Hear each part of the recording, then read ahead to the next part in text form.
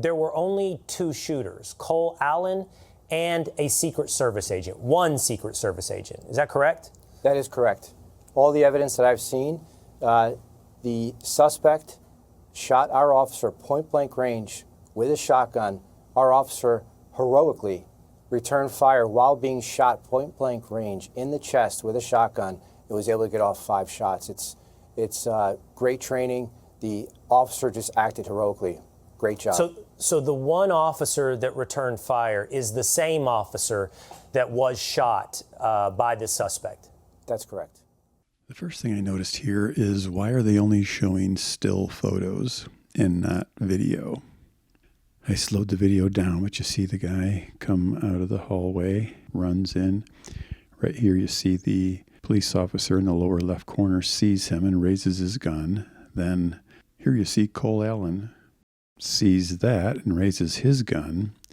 Right here, the police officer fires the first shot. You can see the muzzle blast. You can see Cole Allen looks to be like he's ducking.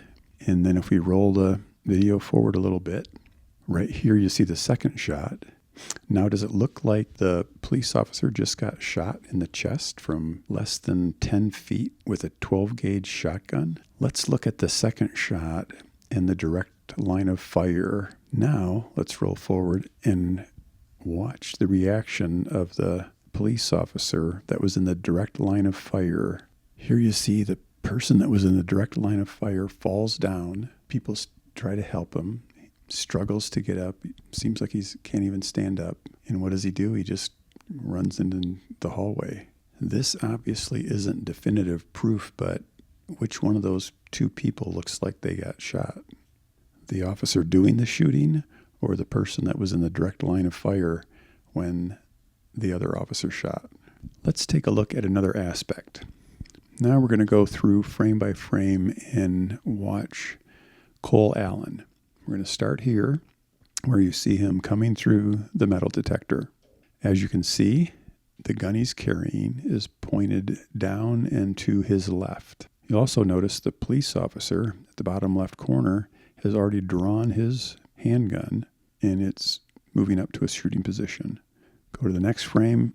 You can see the police officer is now pointing his gun at Cole Allen, and Cole Allen is raising his gun in the direction of the police officer. Next frame is where you can't really see where Cole Allen's gun is pointing, but this is the first frame where he could be aiming his weapon at the police officer. Go to the next frame. This is another frame. You can't tell where his gun is aiming. He could be pointing it at the police officer. It's too blurry to tell. At this point, let me say that most video is shot on your phone or your video camera at either 24 frames per second or 30 or 60 or above if you're doing slow motion. But most video surveillance is shot at a lower frame rate. My guess is this is somewhere around 15 frames a second. So we're looking at the fourth frame I've shown you here. And so there's roughly 4/15 of a second have taken place at this point. Okay. Now we're going to move to the next one. Again, you still can't tell where Cole Allen's gun is pointing. The police officer is pretty close to the shooting position with his gun. It's raised and pointed at Cole Allen. And we have not seen any muzzle flash from Cole Allen's shotgun yet. Also, the police officer hasn't moved as if, showing any signs of being shot. We get to this one, and this is where the first frame that shows the police officer took his first shot. Cole Allen is ducking, and again, you still can't tell where his gun is pointing. And we're now 5/15 of a second into this. So that's 1/3 of a second.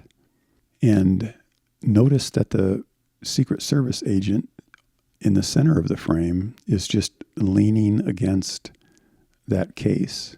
When we get to this frame, Cole Allen's gun is definitely not pointing at the police officer. And if he had shot at the police officer, he would have had to do it by now. And we're now one frame past the police officer's first shot, and the guy the Secret Service agent that is a little bit blurry now. That's because he's just starting to move and react. One more frame ahead. Cole Allen is starting to duck. Again, Cole Allen couldn't have shot him at this point. There's been no real movement with the police officer to show that he's been shot, but he would have had to have been by now if Cole Allen shot him. Cole Allen's just running now. He's not pointing his gun at anybody. And the Secret Service agent is dropping to the ground. And this is the frame that shows the police officer took his second shot. Now I'm going to run this back and forth and just watch how fluid the movements of the officer that shot at Cole Allen are. Does it look like he ever took a point-blank shotgun blast to the chest? Now we'll look at the 3 frames where Cole Allen's gun could have been pointed at the police officer. I'll start with 1 frame before and end with 1 frame after, but then I'll go back and forth, and you can judge for yourself if you think the police officer just got shot in the chest with 12-gauge buckshot at that distance. Let me know what you think in the comments, and if you would, please like, share, and subscribe. Thanks for watching.